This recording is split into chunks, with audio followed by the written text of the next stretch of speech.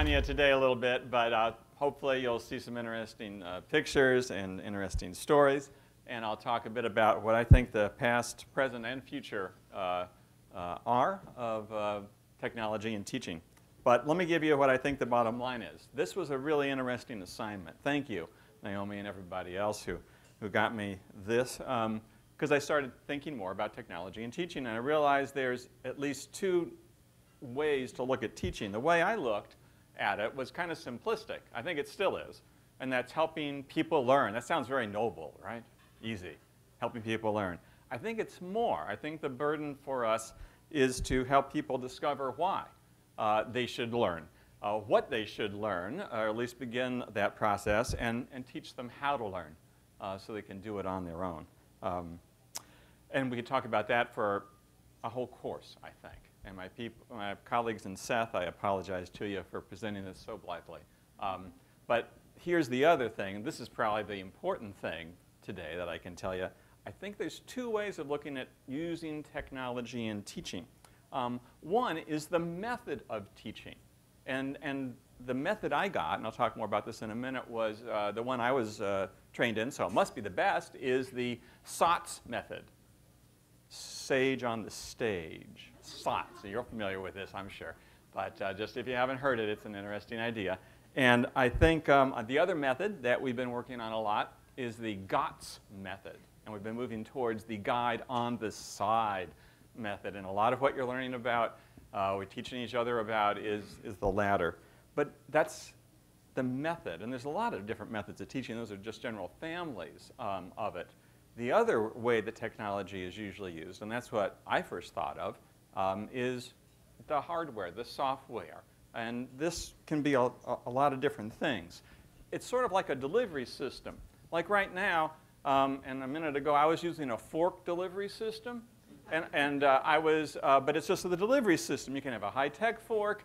You can have a silver or golden spoon. You could have a sieve that doesn't work so well. But the stuff you're teaching, that's the method of teaching. That's the SOTS or the GOTS, the stuff you're eating that's giving you what you want. So that's a distinction that I could belabor. It's always fun to make distinctions like that, isn't it? So I think I'd already done SOTS versus GOTS. Yes, I did that. Another thing that I want to say, I want to confess that SOTS is a lot more fun because we're in control, right? Yes, because we know what's best. It encourages learning by lecture, which is ironically what we're doing right now. Sort of, sorry. The guide on the side puts the student much more in control, and I think it empowers asynchronous learning, learning whenever, however, whatever, whoever. Very different, but I think that's at least where I see myself moving.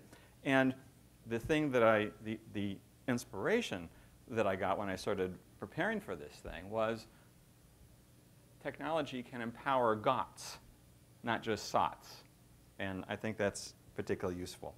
I used to lecture using lecture notes for a computer, and then somebody said, your notes are yellow. So I decided, oh, OK, I'll put them on a computer and use that as word processing. I'll show you some of my early word processors. Some of you have not seen these ever before. So I had nice, clean notes, but it was the same SOTS approach to things. I ended up putting my lectures and videos and all the rest online. That was great. Blackboard was easy to use for that. And I found myself moving to, OL is online. Sorry, you probably knew that. I wanted to avoid getting papers from students that were smelly. They reeked of tobacco all the time, and I'd stopped smoking, so I don't want to smell that anymore. And they were full of cold germs, I'm sure, because everyone was sneezing into their typewriters or whatever it was. And I haven't shown any pictures yet.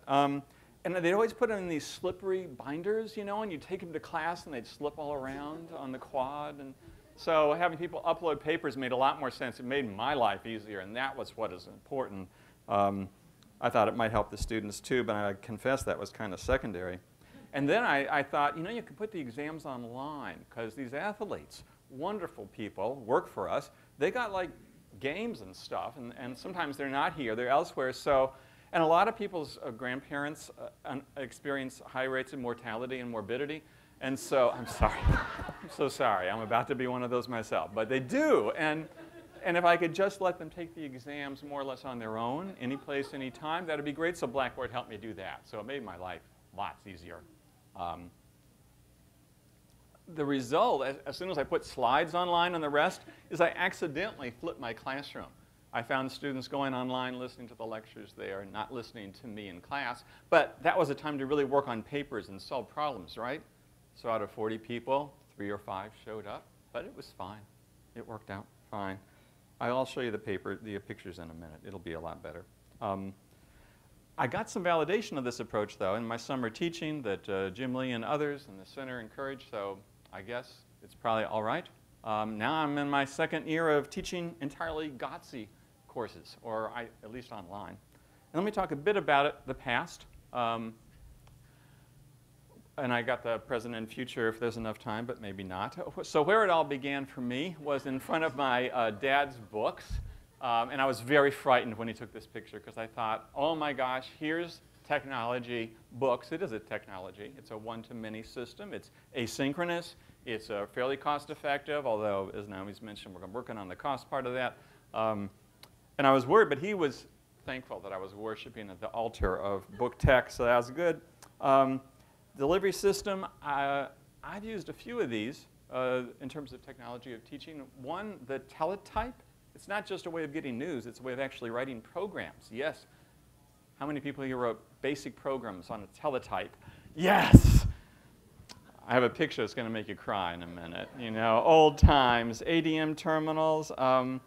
And what really got me going was a delivery system and a method. The delivery system was paper, little manuals, and you'd read this, and then you'd read the thing, and then you'd take a quick test on the reading, and you would advance through a color system, kind of like karate belts, but it was purple, silver, gold. Some of you probably know the system. It was inspiring. I still think of that when I think of how could I use technology to inspire self-paced teaching. That was in 4th grade. That was so much fun. And then there's, in terms of methods of teaching, those of you who've studied and then abandoned Skinner will recognize Holland and Skinner's analysis of behavior book was actually a teaching method, a teaching machine, but instead just a book. You read a little strip and then it would guide you to another page and get crazy, but you would learn at your own pace and you'd be tested on every little bite-sized nugget of wisdom. So I tried to incorporate that into my teaching. This is just to geese you if they deign to show that. Now there's the storage system is right here. Here's your punch paper tape. Really. And it would go ka-chunk, ka-chunk, and then there is your printout. And if you were writing a novel, you could just sit there and watch the whole novel go out. Here's the Blue Mini terminal. Ah. No one's saying ah. And then punch cards, of course. I brought those here. So I started there. And oh, here's the mobile technology I brought at the time. It wouldn't be a Jack Child presentation if there wasn't an artifact. He always brought artifacts. So this is a slide rule. It's a log system. This is really good, too. It's ivory. So it's constant, and it's not affected by temperature. All right. Tape to disk storage. I remember I was so impressed when we went from the audio tape to the disk storage. It was so fast. I was carrying around this stuff. I'll show you some more pictures of it. And Jack Child would often say, Brian, get a mule. Because I was carrying around this TV and this, well, I'll show you some pictures here. So I'll start with some of you remember the Trash 80, the Tandy Radio Shack, Model 1 80. And the computer's in the keyboard. The screen is a TV with the tuner ripped out. It's a black and white TV. And the storage device is an audio tape recorder. You put in the magnetic tape, I think it's called. And it's portable because you can put it in a suitcase, pretty much. And but when you add the interface, I remember boosting it from 4 to 8K. You know, they had silver contacts rather than gold, and as you know, silver does tend to corrode. So the thing would crash due to hardware, not just software, which this may do, just to remind me. To geese a little more, the old K-Pro 2, of course, which was also portable because it had a handle. It would fit just under the airline seats before they put all that junk under there. And then when my back went out, which it did, I used that as a rationale to buy a more portable MS-DOS computer. All right, a little bit about present. I have a few more minutes. Of course, at present, I'm using stuff that seems very modern. There, the MacBook Pro and the iPad, and you know what? This stuff will be viewed as archaic as what you just saw with the teletypes. Who knows what it's going to be? But really, things are moving faster, not slower, I think. Students have not changed. They're all the same. They're great. They're amazing. They're enthusiastic. There's some honor students here. And when I said living the dream, there was a slight tint of irony there, but not too much. It's really been pretty good. I love the idea. I feel very freed by the idea that I can teach pretty much anywhere, anytime, any place. And I suppose to anyone. I got 90-odd thousand people registered for my health psych course if they would just do the readings. And I got to confess, as I think I indicated, I went purely SOTS. I just, techno-chromed it. And what I had was just as good as other stuff you might chrome. But instead, I think this technology is enabling me to be more guide on this side and to feel good about it and to see the advantages of it. It also gives me the opportunity to spend a whole afternoon working on my lecture and presenting it, recording it, refining it, and then the evening, and then the next morning. No, it doesn't get that bad, but you can control that. But it's so nice to be able to just delve into that as opposed to you got an hour and 15 and then you're done. You can't do anything more. And that I found very discouraging. So I loved being able to have those bursts of effort in teaching and then to focus on research for another few days and to go back and forth because the stuff is there. And then I can refine it, unlike those lecture notes that never seem to get much better. I love the flexibility, and the students do too, of time and space where you can go almost any place and teach. Although I always seem to go to the office. Got to work on that. Finally, I find it lets me devote more time to research and writing, and that's just amazing. The how, you probably know, and you're getting a lot of advice on that, but how I coped with the limits that are always there in any institution, except American University. I bought my own stuff. I mean, all that stuff there I bought, except the teletype. That stuff there, it's all bought. You could deduct it, right? Eventually, I got a projection pad. This is a really high-tech device. It's basically a laptop screen without the backing or the backlight. And you place it on top of oh, there's none here, an overhead projector. Is that World War II technology, I think? Probably before then. Training technology. It used to be in every classroom in the campus. I think it still is to hang coats and hats. But you could put the projection pad on it, and whatever was on your computer would be attached to the projection pad, which even then had a VGA connection, and then it would go up to the screen. I know, it's kind of hard to imagine, but it worked really well. Even had color, and I bought all that. And then the laptops, the projectors, the iPad, using rogue networks. That's what you got going here, right? Only I can't access the internet now because they clamped down that security feature, and none of the Ethernet ports here work anymore, but that's all right. Being able to use Blackboard. And when they said, as I was told last semester, well, there's no space on the server for any more of your lectures, Brian. I just said, I'm going to put them all on YouTube. Doesn't cost me a thing. And my students like it better anyway, and I'll put them all on iTunes U. So I did that. They still haven't taken them down from the server, though. I got no idea why. So these are all workarounds that you're familiar with. We all have to do them different ways. And where I'm at now, 2 undergraduate courses a semester, totally online. It's my second year doing it. I'm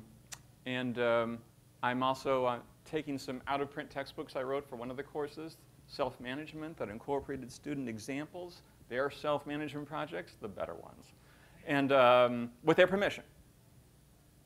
And I put them actually in there to illustrate the different points and the applications. And now I update those. And since they're out of print anyway, I finally encourage the publisher not to sue me. That's what they said they'd do, not sue me if I use them. So I got them there as iBooks. I give them out free to the students. There's PDFs as well for those folks who don't want to go into the iWorld. And that's helped a lot. How am I going to end this? I got no idea. But I got 30 more seconds, so it's OK. I continue to use tech to supervise research of doctoral students. This is almost entirely online, too, because they're clinical PhD students. And you know what clinical PhD students do? They do clinical work, and they get trained for endless hours. And to get hold of them, to actually get in there for a meeting, it's very difficult. So we do phone, we do GoToMeeting. Once in a while we meet face-to-face, or F2F as it's called. Usually if I provide free food and beverages. So what I like and don't like about online, maybe I'll talk about that later. I think I've run out of time. So I can talk about that more when you ask the question. That's a cue, but for now, I got to turn it over to you, Dean. Yeah, yeah.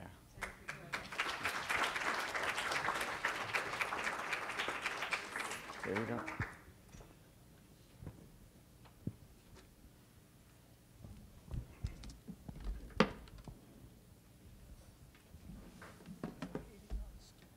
What's that?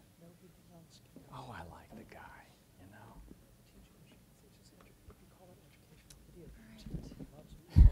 Well, hello. You know, I feel like we got the order a little twisted here. You know, for many years I was in various rock bands, and so when you'd book shows, typically what would happen is you would take the more established, more prestigious individual or band or whatever, put them last, so that this would serve as an enticement to get people to pay attention to the newer, upstart, less time-tested, road-tested act that would come first. And so following Brian will be a tough act to follow, but we'll see if we can do it. If you give me just 1 second, I'll pull up my, yes. You can see how technologically illiterate I am because I haven't upgraded to Windows 8 yet. Okay, so theoretically this should work.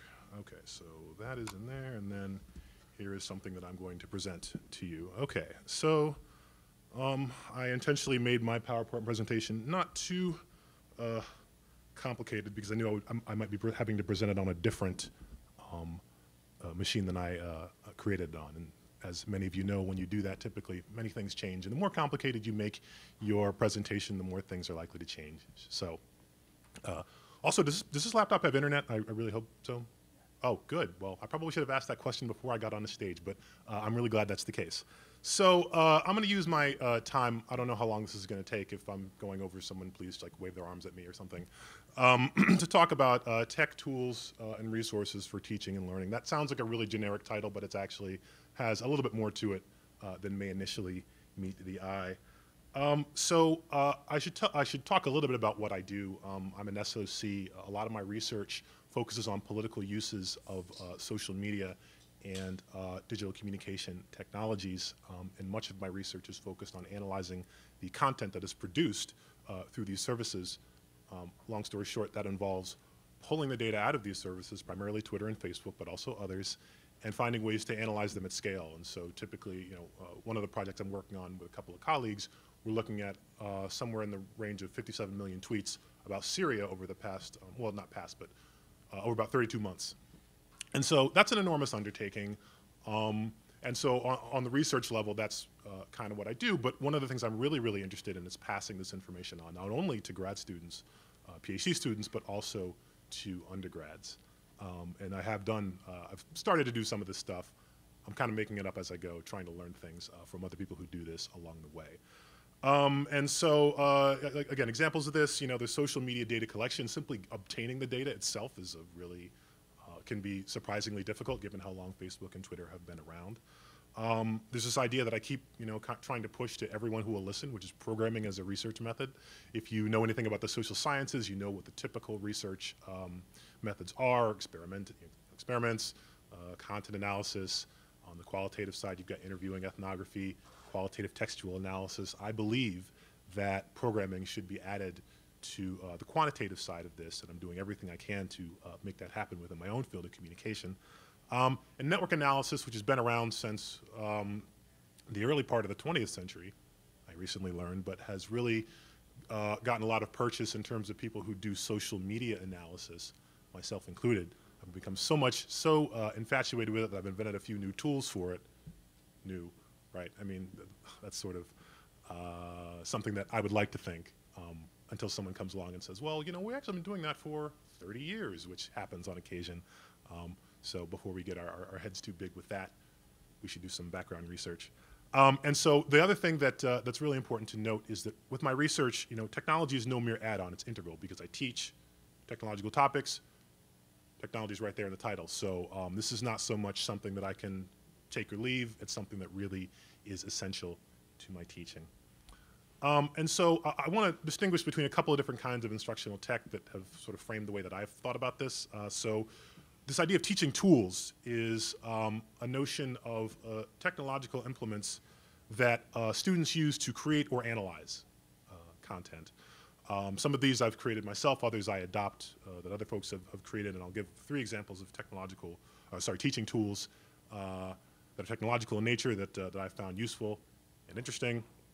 And then the second one is teaching resources, and this is where the technology is used as a source of consultation or study that students use to solidify their understanding of various concepts. And after I talk about teaching tools, I'll talk about some of the teaching resources that I have created / adopted and that I found useful for various levels of teaching. Okay, so I'm going to go and just do some demos of this stuff. It usually drives the point home a little bit better if I show rather than tell. So I'll just go ahead and do that. Hopefully the internet will work, and as anyone who's ever done a live tech demo knows, I'm tempting fate by doing this, but we'll see how well it works. Here we go. Okay, so Naomi mentioned Recal. Recal is not just a teaching tool. It is a tool that's used by, well, okay, so right now it's had over 100,000 uses by researchers all over the world.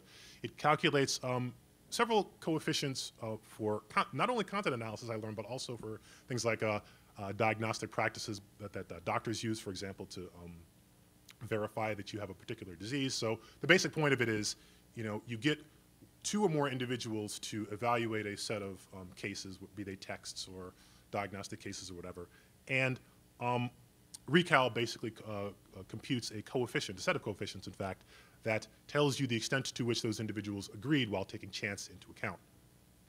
It's actually the most cogent explanation I've ever given of Recal. Yes, I always tend to fumble over myself, so I'm very proud of myself for that.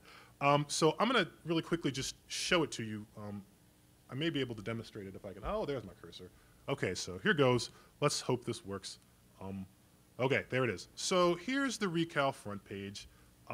There's a number of different, couple different versions of it for your levels of measurement, whether you're looking at nominal, ordinal, interval, or ratio data, whether you have 2 coders only, 3 or more coders. Let's see. Okay, yeah, so we're up to 142,480 uses, which is great. Let's see here. I think I might be able to demo Recal 3. Let's take a look. So here it is.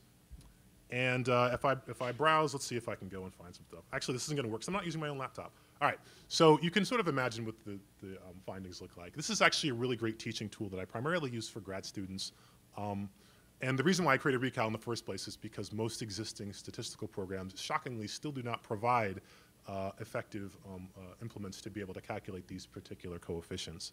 And so when I teach my graduate students content analysis, as I will when I teach the introductory methods class for the incoming PhD students this fall, they'll use Recal to calculate intercoder reliability coefficients when they do content analysis. And it's a really nice way of introducing them to a tool, and as one of the people, actually several of the people who have commented and thanked me for Recal have told me, a tool that allows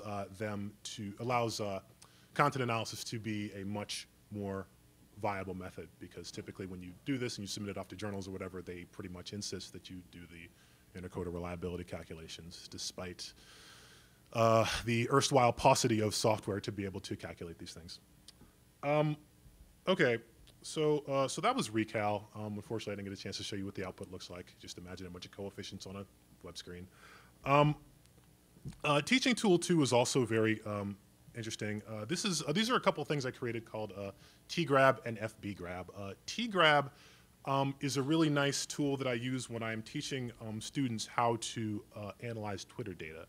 And it's great because, you can. Actually, I think I might be able to demo this as long as it says, oh, does this have Excel on it? Yes, it does. So, a topic that's been in the news recently, unfortunately, is the terribleness unfolding in Ferguson, Missouri, where the police are doing some terrible things. And so, for those of us who are interested in social movements and the power of Twitter to enable citizen reporting in politics, as I am, we can pull out some of this data for you. Cross your fingers, hope this works. Oh, that is very nice. So let's pull this down and take a look at this. Actually, I'm going to open it, and we'll see if this works. And I don't know if this is something you can see. I should probably, like, let's see if I can pull this up. Zoom this in so that we can see this. We'll go 200%. Okay. So that's a little big, but you can see the data here, and you also note how quickly that occurred. And so this just pulled down 100 of the most recent tweets that mention the term Ferguson. And so this is not something that is really like a research, grade tool, but it's excellent for teaching students and getting their hands dirty, as it were, with Twitter data. You've got all the metadata that you would get if you had an industrial research grade data set of Twitter, but in a much smaller and much easier to collect form. And so this helps you do things like keyword analysis, very basic network analysis. Getting your hands on the data is very important. Unfortunately, there are very few tools that allow this to happen. But if we take a look at some of the metadata here, we've got the date that it was created at, the tweet ID, the name of the user who created it, the source, which is the app that was used to create the tweet, retweet count, the tweet text, and all of this. And so this is all here for you. So when I hear tell of students saying, "Oh, well, I'm just taking screenshots of Twitter," it's like, no, this is how you do it, and this is how you deal with Twitter data sets of small to moderate size. And so I do make this available to students, and I use it to teach them how to analyze Twitter data at small scale, because typically the techniques that you use to do this analysis can be scaled up very easily, especially the more programmatic ones, such as keyword analysis, very basic automated textual analysis, and network analysis. So I'm actually not going to demo FBgrab because it works very similarly. So I'll just go ahead and move on from that. Teaching tool number 3 is the Python shell. I do a lot of my work in Python. This is something that is freely available to anyone who would like to download it from python.org. I just got back from a major disciplinary conference in my field, the Association of Educators in Journalism and Mass Communication Conference in Montreal, where I gave a workshop on Python. I had them all download this. And what they did was they created a script. Actually, the first script that they created was one that allowed them to produce a number of descriptive statistics about a data set that I provided to them. And here is the descriptive stats. You can see the number of tweets, number of columns of metadata, retweets, et cetera, on down the line. And so as a teaching tool, it's a really nice thing that it's a really great environment that you can provide to people. It's free, which is great. So after the workshop, I told everybody, hey, you can take this in whatever direction you want. I emailed them some additional resources. I've sort of given you that, push into Python land that you can take in whatever direction that you would like to, and hopefully they will. It's always hard to tell how successful those things are, as it is whenever students leave your classroom. You never know what happens. But sometimes they come back and they tell you, "Wow, this was great," and look at where I went from that initial push that you gave me. So, so this is another one that I have used. I also used it with undergrads at AU last fall semester, and I look forward to using it again in the future. Okay, moving on. So I'm moving into the resources, right? So the tools, you do things with tools, kind of obvious. You use them to create things, use them to do analysis. Resources are really more things that you read, analyze, study, and then you sort of internalize that information and apply it in various ways. And so this is one of the things I use when I teach Python. It's called a crib sheet. Also, I've referred to it as an online handout. Hopefully I have access. Oh, yes, how nice. So this basically was something I gave to my undergrads last fall semester, as well as the participants at the AEJMC 2014 Python workshop. Has lots of very basic information about Python, so that if people were not paying attention as I was talking, which never happens, they could refer to this document and have that information at hand online, so no need to hand out actual physical handouts, in keeping with AU's Green Initiative and sort of general environmental consciousness. And so all of this information is here. We divide it into concepts, a definition. You've got examples here, things you can paste directly into the shell and see how they work on your own, on down the line. And when I give them their independent assignments, and I'm sort of circulating around and trying to help them around the sort of annoying things that stop people from being able to learn programming properly, I can say, please refer to the crib sheet, look it up, try to figure out which function will allow you to get that outcome that you're looking for. And I modify this based on the different types of classes I teach. So when I'm talking about undergrads, last fall, they had a whole semester of Python, whereas with AEGA, they only had 4 hours. So I can sort of pick and choose, make that larger or smaller, make different versions of it for those different groups. Okay, teaching resource number 2. This is something that I created. And hopefully this will come up. Sometimes it doesn't come up. This is, oh, wow. That is not found. Okay, well, let's try that. Huh. Well, it's definitely there last time I checked. So, you know what? Things were just going so well that I'm not sure why that did not pop up. But maybe I'll stick with this last year. Probably won't give me anything. No. Okay, so imagine a network map that is interactive in nature. You can kind of zoom in and out. It's a tool that I use to teach graduate students about the structure of the field of communication. Basically, it took a whole lot of data from Web of Knowledge, communication, journal articles, and based on co-citation, created network clusters that symbolize the most cited works within the different topical clusters of communication research, as well as identities of those. Let me see. Actually, I think I've got the blog post over here. Let's see if I can pull that up. So yeah, so I took it from these journals, a bunch of comm journals, probably in the back. You can't read those. Comm research, comm theory, political communication, et cetera. And then I was able to come up with these. There were 9 clusters, and so this is something that helps graduate students to see what the major focus areas of communication research are. Also, the data are based on the past 10 years, and so this is recent data. And so this helps them figure out where they're going to go, what they want to study, and critically, this is very important when they are trying to formulate the lists of texts that they're going to use for their qualifying exams, the specific texts that everyone in the field within that particular cluster is likely to know. The ones that are cited most, the ones that are discussed most, takes some of the guesswork out of that. I know that when I was developing my qualifying exam materials, I was like, oh my gosh, there's so much stuff. What do I choose? What do I leave out? And so by looking at these items that everyone or most people in the field are going to know, they are able to make informed choices about the kinds of things that they integrate based on the ones that are going to have the most value because they've been cited the most. Really sorry I couldn't get that to work, but life goes on. Let's see. The final teaching resource I use is YouTube. Many also mentioned by Brian. All of you know about this. One of the ways I like to use YouTube is in my Comm 100 classes, Introduction to Communication. I have students go to YouTube, find commercials that are specific examples of particular advertising techniques and fallacious reasoning, right? So bandwagon, plain folks. This was all stuff that came out in the Institute for Propaganda's book that came out in like the 30s or something. And so this is really great. It's like in the wild, so they have to go through and they say, okay, here's a commercial that really shows plain folks or appeal to authority or whatever it is, and here's why. And they email it to me, and if I decide that they have actually done this effectively, I give them a little bit of extra credit. Oh, and then the game show aspect is I show it in class, and then I have the class try to guess what it is, because they send it to me in advance, and then I put it on the big screen. It's kind of fun, and also gets them to excited about learning these wonderful concepts that were developed almost 100 years ago now. And of course, since YouTube has so many commercials on it, it's a really great resource for finding that stuff.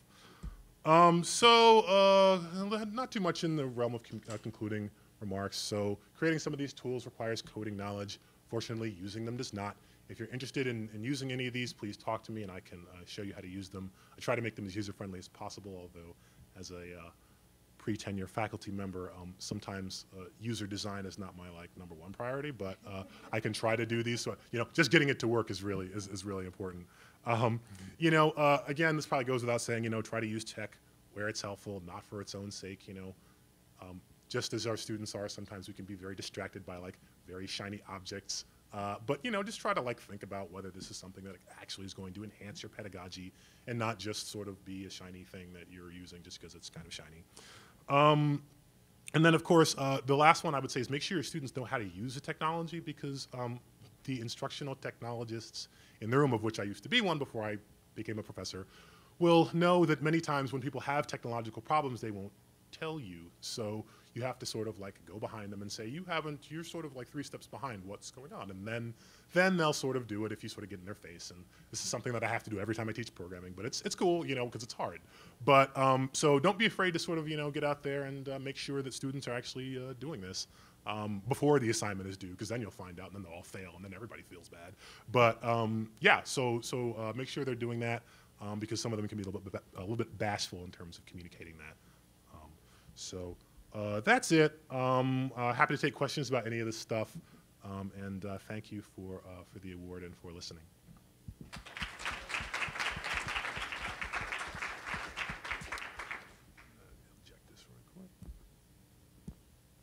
Make just one emendation to what you have said. Sure. You suggested that maybe we reverse the order in a way that anybody planning a rock concert would not.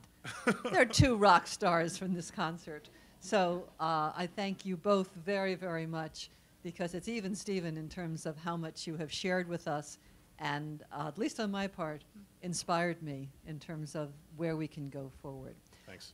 Let me open things up to questions for either Dean or for Brian, whichever order you want to take them in.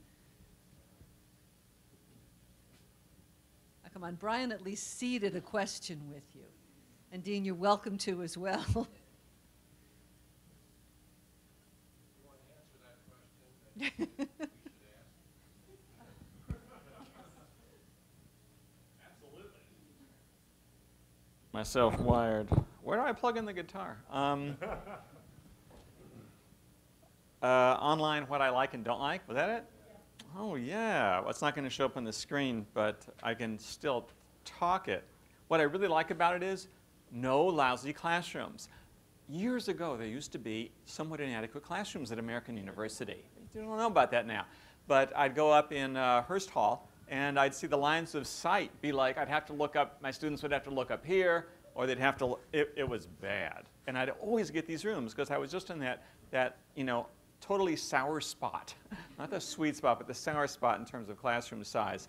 And then the AV would have a big purple, it doesn't happen anymore now, but it would have a big burned purple problem with it. You know what I'm talking about? No? It's gotten so much better. That's great. But there used to be sick AV. And classroom management, oh, shoots, but they don't put their hand in front of their mouth. And they're sitting there on the phone, and they're and they're right under you. I mean, you're there lecturing at the, and they're right there. And they're not taking notes. They're not looking at you. They're not listening. So I don't have to deal with those. That's kind of nice. And the flexibility of schedule and space, I don't have to worry about that. I do have a dependency on a learning management system that's getting just a little long in the tooth. What version of Blackboard do we have? Sorry. Shouldn't raise that. And on the internet, which... Blackboard sorry. 14 is coming at Christmas. Oh, and for Plus Hanukkah?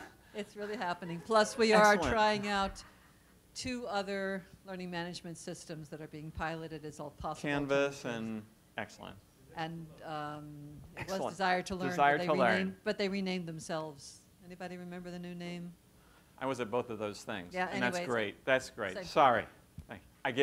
We worked out this in advance, right? I just give you the opportunity.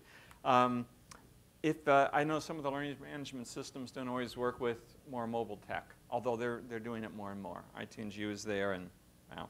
I don't get as much exercise because I'm not running off to class. No, really, it's a problem.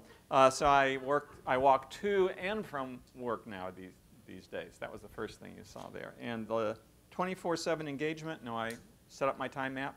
So I have certain times I do things and other times when I don't. And Friday and Saturday nights, I'm going out. Oh, we're staying in, but we're doing something together. And the weekends are pretty much also for me and my girlfriend and my motorcycle, and maybe my kids. So that little time management thing helps too. Thanks.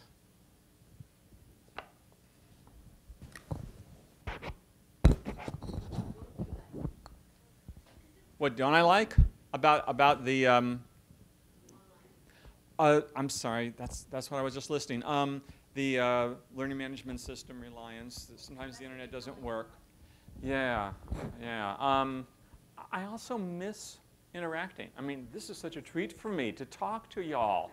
The wonderfully synchronous interactive nature is great because I kind of miss it. So, but I have opportunities for that. Thank you for providing another one.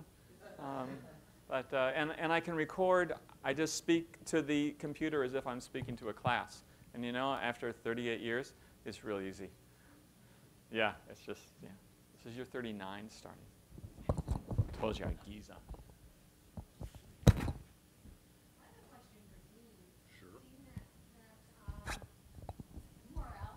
The URL that showed up when you were doing your presentation, dfreeland.org. Yes. What is that all about? And is it something that we can go to and get some useful information from? Yes. So this is actually something that I can also speak to. dfreeland.org is something that I started when I was a graduate student. I figured, I was sort of trying to be a little bit forward-looking about it.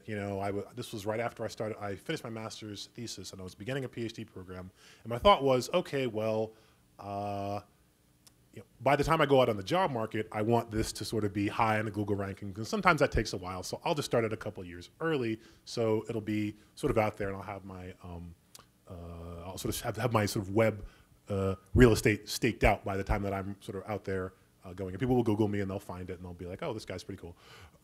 And so over time, I realized that for the couple $100 I'm paying for this web hosting server every couple years, I have a really great resource to create learning and teaching and research tools for myself and for others, right? So because they're not used that heavily, I just write something up in PHP or Python, throw it out there, and tell people about it, and they're like, great, we can use this. So I've created some tools that are public, some that are private, and it's really just amazing to me that I have, I'm sort of, when I really think about it, I'm kind of blown away by it. I mean, I just sort of pay this amount of money, and I have this platform to create all these things. And it's something that I guess it's sort of hard to encourage my students to do this because I haven't really been around long enough to have like my own acolytes who, can sort of come up and do the, for lack of a better term, do the programming at a level that I do it. But, eventually I would like to sort of advocate this as a more general strategy to say, have your own website and not only do blogging and sort of the typical things that people do with their own websites, but also use it as a resource for tools that you can create and host and share with others, because I've really found it to be an invaluable thing for me, as well as my own little sort of place in cyberspace where I have my CV and other typical kind of professory website-y stuff. So. So what can we as faculty get to go to your website? What would be of use to us on that? Oh, well, you can use Recal for free. That's pretty cool, right?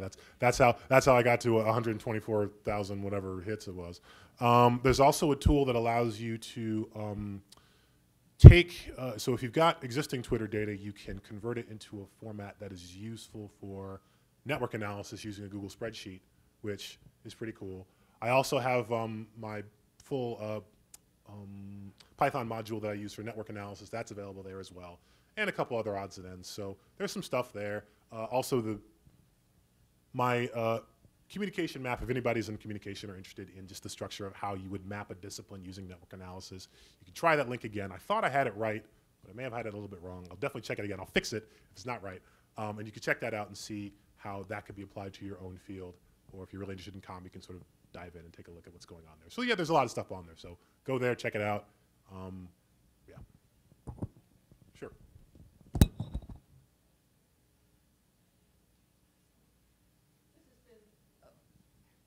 a question.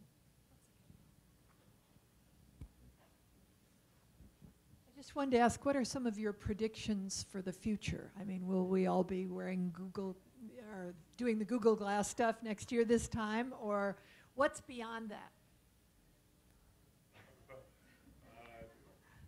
You're closer. Okay.